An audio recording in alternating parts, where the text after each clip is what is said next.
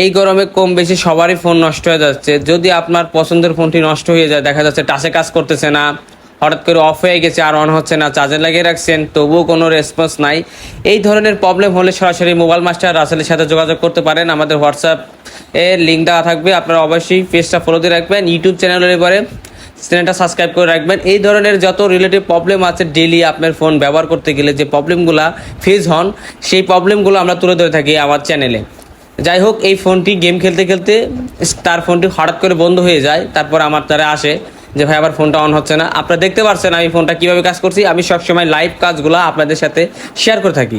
এই ধরনের ভিডিও যারা দেখতে চান তারা অবশ্যই আমার চ্যানেলটি সাবস্ক্রাইব রাখবেন, পেজ ধরে ফলো দিয়ে রাখবেন।